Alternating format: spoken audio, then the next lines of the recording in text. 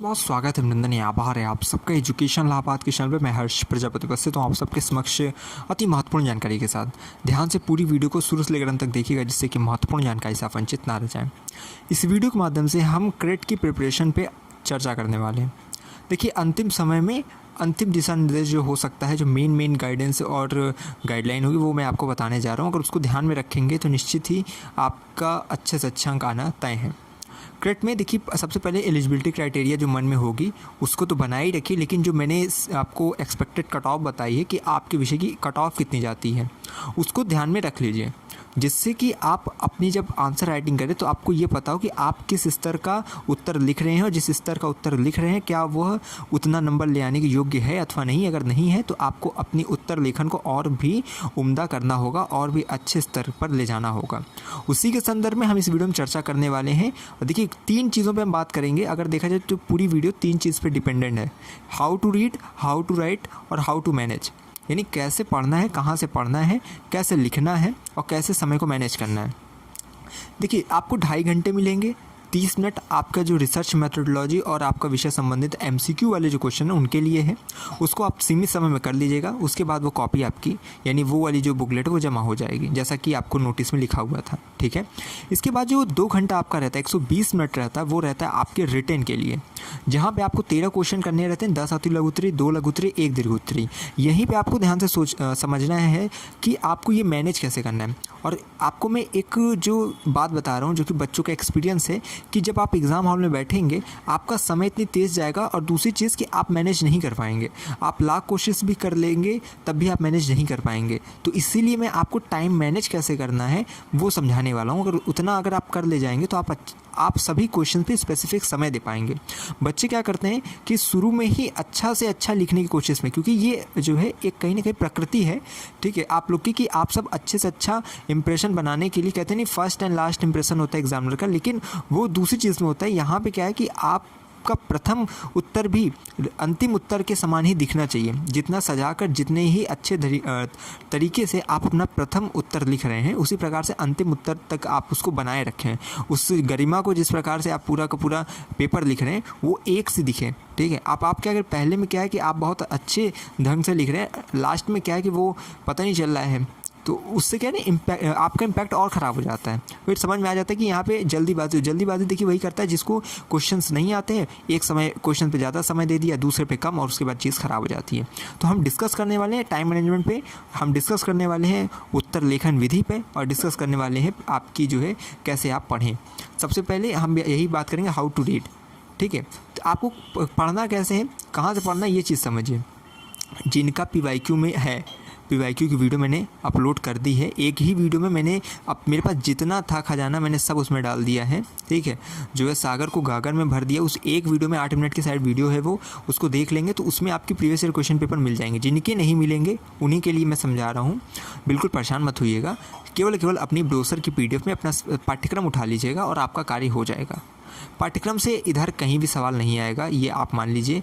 बस research methodology और विषय संबंधी जो वो प्रश्न है, उसको जिस प्रकार नेट की तैयारी आप करते हैं उसको उस हिसाब से देखिएगा, फिर वहाँ से आप तैयार कर ले जाएंगे। रिसर्च मेथोडोलॉजी पे मैंने कई PDF भी ग्रुप में प्रोवाइड कराई है, बार बार उसको फॉरवर्ड किया, आप उसको देखिए। टेलीग्राम ग्रुप से नहीं जुड़े, जुड़ जाइए, और इंस्टाग्राम से नहीं जुड़े तो जुड़ जाइए। वहाँ पर आपको फर्स्ट अपडेट प्राप्त होगी, हर नोटिफिकेशन वहीं से आपको प्राप्त होता रहेगा।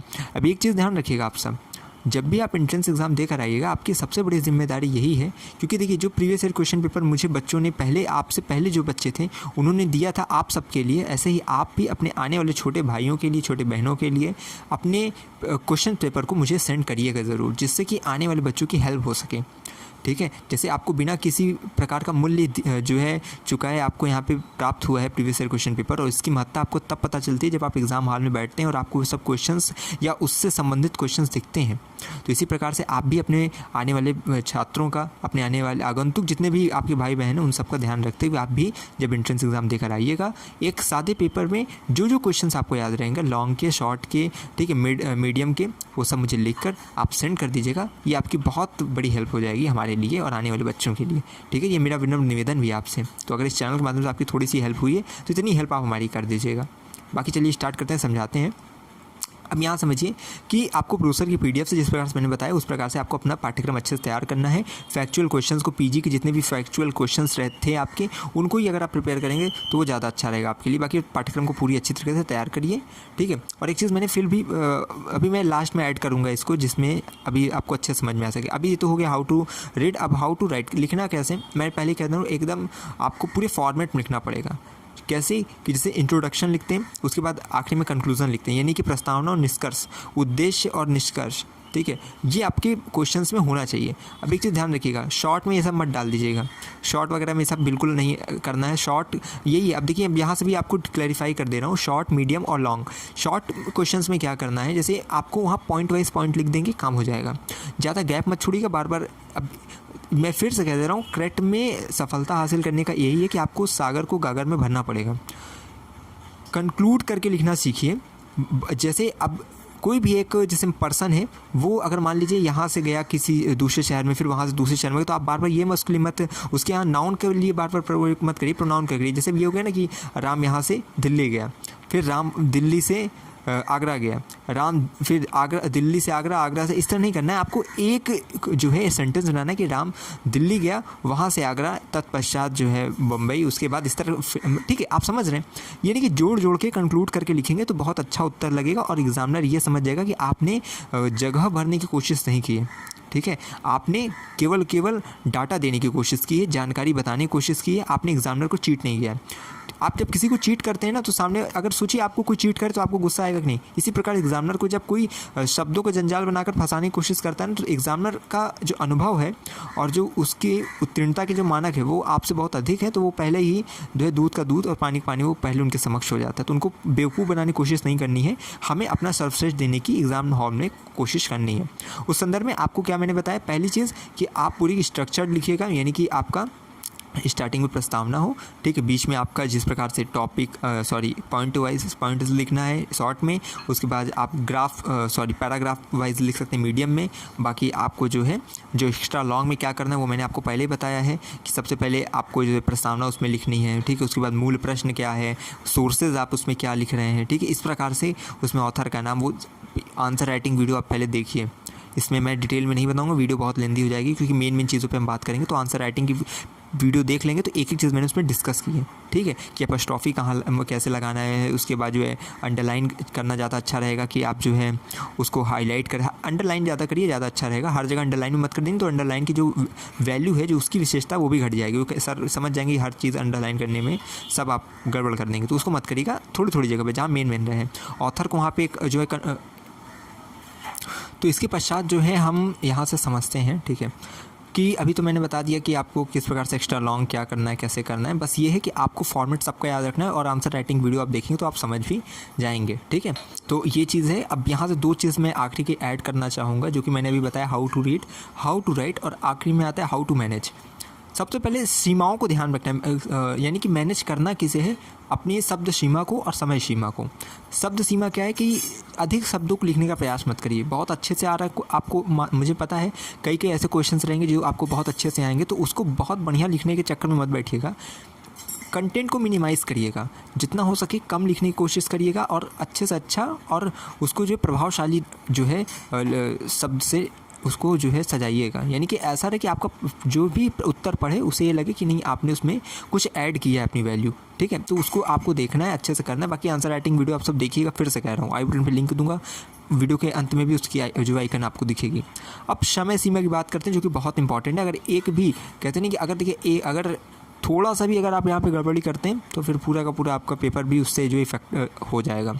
करना क्या है, देखिए 30 मिनट आपको किसके मिलते हैं, स्टार्टिंग के आपको मिल जाते हैं MCQ वाले। उसके बाद 2 घंटे का क्या रहता है आपका सब्जेक्टिव पेपर, यानी जिसमें लिखना रहता है। 2 घंटे यानी 120 मिनट।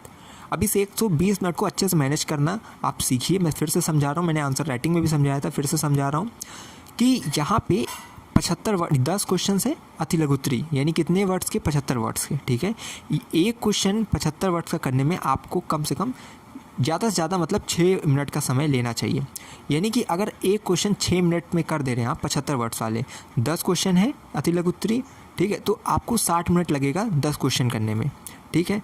अब इसके बाद लघुत्तरी यानी कि 150 वर्ड्स का जो आपको उत्तर लिखना है। 2 क्वेश्चन करने रहेंगे तो आपको इन दोनों क्वेश्चन करने में 25 मिनट का समय लेना है। कम मतलब ज़्यादा से ज़्यादा 25 मिनट, कम कर लेंगे ठीक है, लेकिन इससे अधिक मत लीजिएगा। एक भी क्वेश्चन पर अगर आपको लगने लगे कि समय ज़्यादा ले रहा है, वहीं छोड़िए, दूसरे क्वेश्चन पे बढ़ जाइए, वरना फिर उसको बचाने के चक्कर में पूरा गड़बड़ कर देंगे।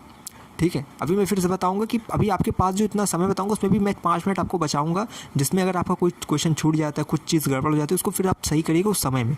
लेकिन ये नहीं कि आप पहले ही क्वेश्चन में आप बहुत समय लगा रहे हैं, तो अगर एक चीज़ गड़बड़ करेंगे तो पूरा गड़बड़ हो जाएगा। तो समय मैनेज कर लीजिएगा, आंसर राइटिंग की प्रैक्टिस करके जाइएगा कि हमको जल्दी करना है।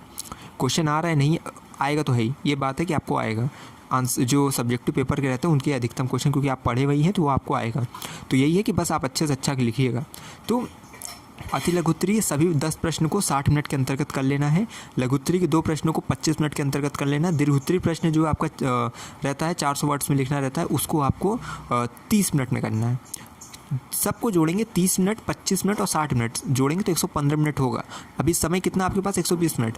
अब 120 में से 115 मिनट में तो आपने लिख लिया, 5 मिनट बचा, उसमें आप मान लीजिए एग्जामिनर आ रहे हैं, वो रीचेक कर रहे हैं, जो भी कर रहे हैं, ठीक है, आपसे साइन करवा रहे हो, हमारा सीट फिल कर रहे हैं, वो सब उसमें इंक्लूड हो जाता है। तो इस प्रकार से आप समझ गए होंगे कि आपको टाइम कैसे मैनेज करना है। उम्मीद करते हैं ये जानकारी आपके लिए जो है लाभदायक सिद्ध होगी। इसमें मैंने how to read, how to write और हाउ टू मैनेज, ये 3 चीज़ों पर चर्चा की है। और मुझे आशा और मैं उम्मीद करता हूँ, मुझे विश्वास है कि ये चीज़ें आपके लिए मील का पत्थर साबित होगी। बाकी मैं हमेशा कहता हूँ एक चीज़ है, देखिए चैनल पे अगर आप जुड़े रहेंगे तो आपको कोई ना कोई महत्वपूर्ण जानकारी मिलती ही रहेगी समय दर समय। मैंने एग्ज़ाम सेंटर भी बताया है। देखिए अब आप लोग ना सेंटर मुझे जो है पते के साथ नहीं भेजते हैं, कॉलेज का नाम बता देते तो पूछते हैं कहाँ पे। अगर लोकेशन भेजेंगे तो मुझे बताने में आसानी होती है। तो जितने बच्चों ने मुझे लोकेशन भेजी थी मैंने उन सबके डिटेल वीडियो बना दी, जाकर देख लीजिएगा एग्ज़ाम सेंटर वाला। और मैं फिर विनम्र निवेदन कर रहा हूँ कि आप दिन रात एक्टिव रहिए हमारे चैनल पे। कम से कम जब तक आपका एडमिशन नहीं हो जा रहा अपना फोकस बनाए रखिए, ठीक है, ताकि कोई भी अपडेट से आप वंचित रह ना जाए। क्योंकि मैं अपलोड कर देता हूँ वीडियो, मुझे बताना पड़ता है टेलीग्राम पे कि जाके वीडियो देखिए, क्योंकि टेलीग्राम हो सकता है आप लोग का नोटिफिकेशन आता और यूट्यूब का पता नहीं आपने सब्सक्राइब किया कि नहीं, कर लीजिएगा ताकि नोटिफिकेशन आपको मिलता रहे। ठीक है, मैं फिर विनम्र निवेदन कर रहा हूँ कि आप सब्सक्राइब करके रखिए, एक्टिव रहा करिए, चैनल पे चेक करते रहिए कि पीएचडी की कोई वीडियो तो नहीं अपलोड हुई है। अगर हुई है तो उसे तुरंत देखा करिए।